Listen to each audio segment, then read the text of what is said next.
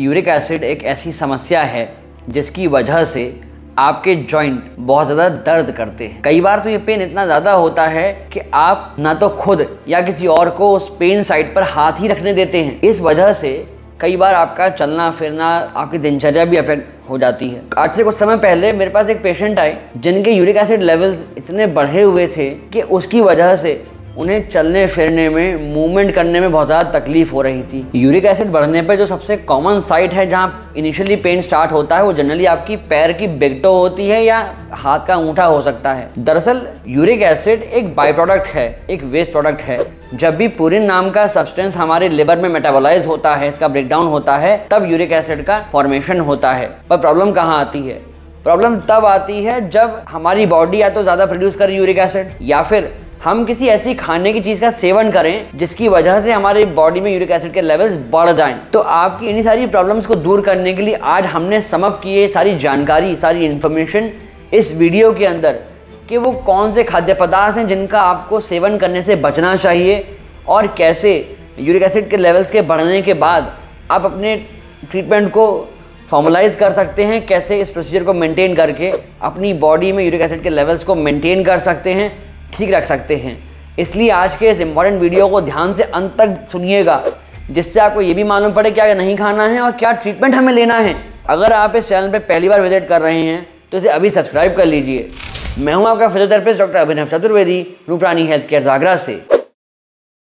जो लोग भी नॉनवेज खाने के शौकीन हैं उन्हें बहुत ध्यान देना चाहिए इस चीज़ पर कि अगर उनका यूरिक एसिड बढ़ा हुआ है तो वो लोग जो नॉनवेज खाते हैं, खासकर रेड मीट खाते हैं, उसको खाने से बचें, क्योंकि उसके अंदर एडेनाइन और ग्वानिन नाम के दो सब्सटेंसेस होते हैं जिनके ब्रेकडाउन से यूरिक एसिड का फॉर्मेशन होता है। और जब ये यूरिक एसिड बढ़ता है तो ये इकट्ठा होता है जाके हमारे लिवर में, हमारे मसल्स में और जॉइंट्स में। जब ये जाके इकट्ठा होगा हमारी मसल्स में, तब ये मूवमेंट को अफेक्ट करेगा, क्योंकि क्रिस्टल्स जो होते हैं वो उनके एजेस शार्प होते हैं, जैसा आप नाम से ही समझ पा रहे हैं क्रिस्टल हैं, तो वो माइक्रो ट्रॉमा कॉज करते हैं। इसीलिए ऐसे लोग जो भी शौकीन हैं मीट खाने के, वो इससे बचें। थोड़ी मात्रा में आप वाइट मीट का सेवन कर सकते हैं। और आपको बता दूं कि नॉनवेज अगर आप अधिक मात्रा में खाते हैं और अगर वो बिना पका हुआ है या ढंग से पका नहीं है तो वो आपका यूरिक एसिड लेवल तो बढ़ा ही सकता है, साथ में आपकी लिवर के लिए, आपकी हार्ट की हेल्थ के लिए भी बहुत ही नुकसानदायक है। तो ओवरऑल नॉनवेज का सेवन अगर बंद कर सकते हैं तो कर दीजिए, वरना एटलीस्ट उसे लिमिट कर दीजिए कि हम हफ्ते में एक ही बार उसका सेवन करेंगे, हम एक ही बार कंज्यूम करेंगे नॉनवेज को, और वो भी एक लिमिटेड अमाउंट के अंदर, जिससे कि बॉडी को नुकसान कम से कम हो और आपका स्वास्थ्य अच्छा मेंटेन रहे। क्योंकि जब आप फैटी पोर्शन खाते हैं नॉनवेज का तो उससे आपकी बॉडी में फैट भी बढ़ता है, लिवर पे लोड भी बढ़ता है। इस चक्कर में कई बार लोगों का लिवर भी ख़राब होने लगता है, वज़न तो बढ़ ही जाता है, जिस वजह से आपको हार्ट ट्रबल हो सकता है, आपकी जॉइंट्स पे लोड पड़ सकता है। तो इन सब से बचिए, अपने आप को स्वस्थ रखिए, शरीर आप ही का है। अगर जानकारी आपको ठीक लगी हो तो इसे अभी लाइक कर दीजिए। आप में से कई लोग सी फूड के बड़े शौकीन होंगे। ऐसे लोग जो फिश का सेवन करते हैं या सी फूड के बड़े शौकीन हैं, उन्हें ध्यान देना चाहिए कि अगर किसी भी वजह से आपकी बॉडी में यूरिक एसिड का लेवल बढ़ रहा है या कहीं जॉइंट पेन कर रहे हैं तो वो ये ध्यान रखें कि उन्हें ट्यूना, मैकरल, क्रैब्स, प्रॉन्स और लॉबस्टर्स के सेवन से बचना चाहिए। क्योंकि ये सारे ही नॉनवेज जो हैं, ये सारे ही जो जीव हैं, ये प्यूरिन की क्वांटिटी में हाई होते हैं। और जैसा मैंने आपको अभी बताया कि प्यूरिन का जब ब्रेकडाउन होता है तो यूरिक एसिड बनता है और फिर वो बोन में डिपॉजिट होकर पेन करता है। इसलिए आपको इन सब के सेवन से बचना चाहिए। हाँ, अगर आप चाहें तो आप शेलफिश का सेवन कर सकते हैं, आप उसे कंज्यूम कर सकते हैं, बट इसको भी एक लिमिटेड अमाउंट में ही सेवन करिए।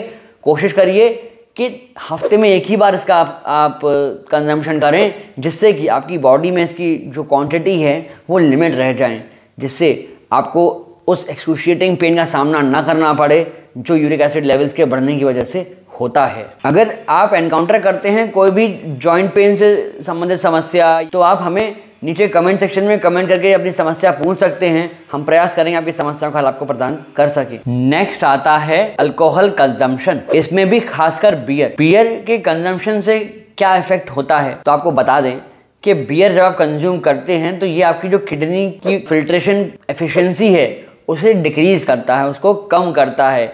इससे आपकी बॉडी में जितना भी एक्स्ट्रा फ्लूइड है वो किडनी से फिल्टर होकर एक्सक्रीट नहीं हो पाता। आपकी बॉडी में कई बार स्वेलिंग आ जाती है और आपका वेट बढ़ने लगता है। इस वजह से कई बार लोगों को स्टोन्स बनने की या रिपीटेड कैल्कुलस फॉर्मेशन की शिकायत भी हो जाती है। जो सेकंड चीज़ है कि बियर बनती है यीस्ट से, फर्मेंटेशन से। तो ये जो यीस्ट है ये एक ऐसी लेयर फॉर्म कर देती है जिससे कि किडनी से फिल्ट्रेशन होकर यूरिक एसिड बाहर जा ही नहीं पाता। दूसरा, यीस्ट हाई होते हैं प्यूरिन में, तो हो गई ना दोहरी मार आपकी बॉडी के लिए यूरिक एसिड के फॉर्मेशन में। इसलिए मैं आपसे ये रिक्वेस्ट ही कर सकता हूँ कि अगर आप कर सकते हैं तो अल्कोहल और बियर का जो कंजम्पशन है उसे बिल्कुल छोड़ दीजिए। अगर छोड़ नहीं सकते तो इनिशियली कम से कम उसे धीमे धीमे रिड्यूस तो करिए, जिससे आपकी जो समस्या इतनी बढ़ी हुई है वो धीमे धीमे सेटल होने लगे, वो कम होने लगे और कम होते होते अल्टीमेटली ख़त्म हो जाए। एक 300-350 ml के ग्लास के अंदर लगभग 15 मिलीग्राम आपको मिलेगा यूरिक एसिड। इसलिए अगर आप कम कर सकते हैं तो इसे लिमिट करिए कि आप सिर्फ एक बार बियर कंजम्पशन करेंगे पूरे हफ्ते भर में, जिससे आपका ये जो यूरिक एसिड का लेवल है ये कम मेंटेन रह जाए। और still if you are facing any kind of problem regarding to your joints, muscles और नर्व्स, आप हमें कॉल कर सकते हैं नीचे दिए गए नंबर्स पर अपनी समस्या पूछने के लिए। आजकल यंगस्टर्स में ये देखा जाता है कि बाहर खाने का बड़ा चलन बढ़ गया है, उन्हें बेकरी आइटम बड़े अच्छे पसंद आते हैं। इसलिए हम अपने आसपास देखते हैं कि कई बेकरी शॉप्स खुलती चली जा रही हैं।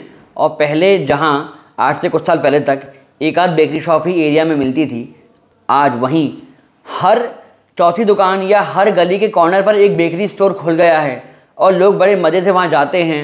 वो चिप्स, कुकीज़, बर्गर्स, पेस्ट्रीज़ इनका सेवन करते हैं, या आजकल जो रोल्स आते हैं, ये सारे बहुत ही नुकसान हमें करते हैं।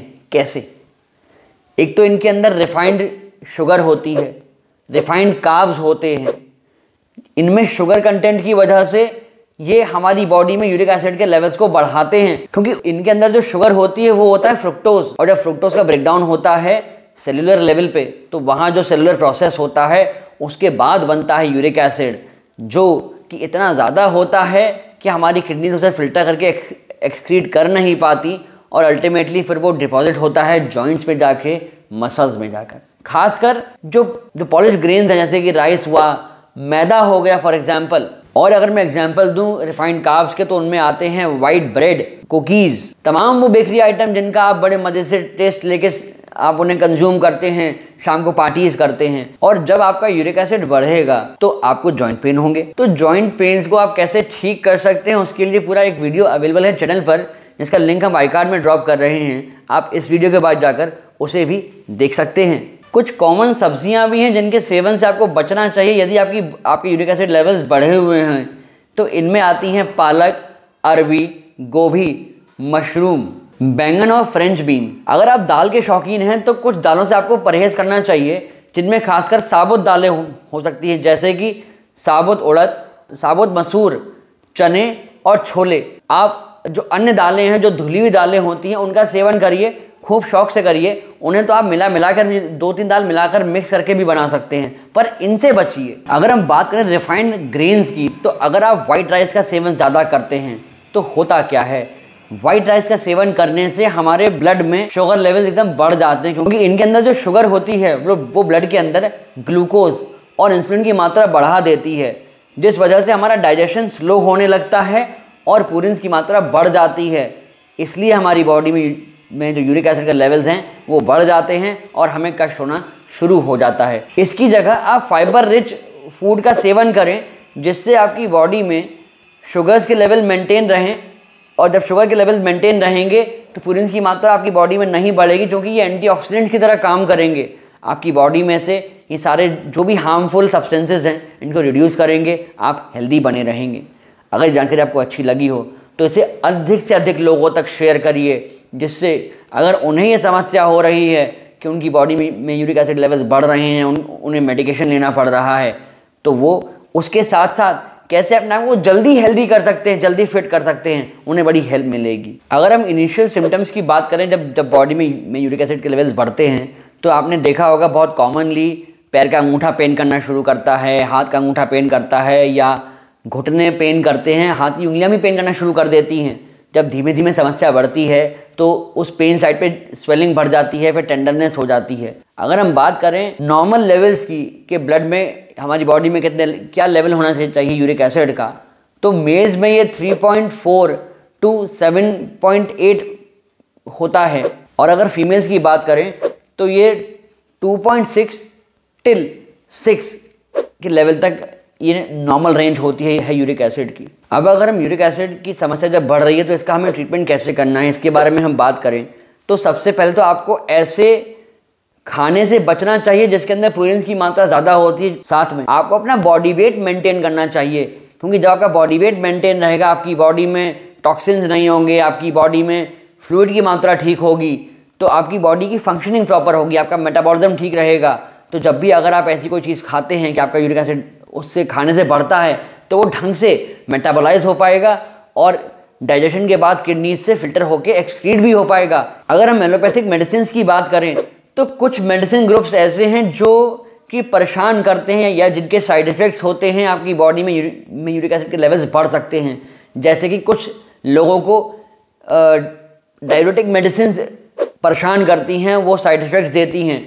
डायूरेटिक्स का काम होता है हमारी बॉडी में से एक्सेस फ्लूइड को यूरिन के थ्रू पास कर देना, बाहर निकाल देना, बट कई लोगों को ये सूट नहीं करती और उन्हें एलर्जीज हो जाती हैं। और सबसे इंपॉर्टेंट चीज़, अपनी बॉडी में विटामिन सी का इंटेक बढ़ाइए। ऐसे सिट्रस फल जिनके अंदर विटामिन सी होता है उनका सेवन करिए और एक अच्छी मात्रा में करिए, जिससे कि आपकी बॉडी में यूरिक एसिड के लेवल्स मेंटेन रहें। और इन शॉर्ट आप अपना एक हेल्दी डाइट रूटीन मेंटेन करिए। जंक फूड को, बाहर के खाने को कम कर दीजिए, बंद कर सकते हैं बहुत अच्छी बात है, नहीं तो एटलीस्ट कम तो कर ही दीजिए। इससे आप फिट रह सकते हैं, अपने जॉइंट पेन्स को दूर रख सकते हैं, हेल्दी रह सकते हैं। मैं ऐसी आशा करता हूं कि आपको आज की वीडियो अच्छी लगी होगी, पसंद आई होगी। अपने स्वास्थ्य का ख्याल रखिए, स्वस्थ रहिए और अपने चैनल को सब्सक्राइब अवश्य कर लीजिए, जिससे आने वाले वीडियोस के नोटिफिकेशन आपको समय पर मिल जाएं और जो जानकारी आप तक हम पहुंचाने के उद्देश्य से ये वीडियोस बना रहे हैं वो फुलफिल हो सके। जैसा मैं आपसे अभी बात कर रहा था कि यूरिक एसिड लेवल्स बढ़ने पर आपको क्या फूड लेने चाहिए जिससे ये मेंटेन हो जाए, उसके लिए राइट वाला वीडियो जाकर देख लीजिए। और कहीं अगर आपकी बॉडी में यूरिक एसिड इकट्ठा हो रहा है बॉडी में टॉक्सिन की वजह से, तो लेफ्ट वाले वीडियो को जाकर देखिए, आप जान पाएंगे बॉडी को डिटॉक्स कैसे करना है। धन्यवाद।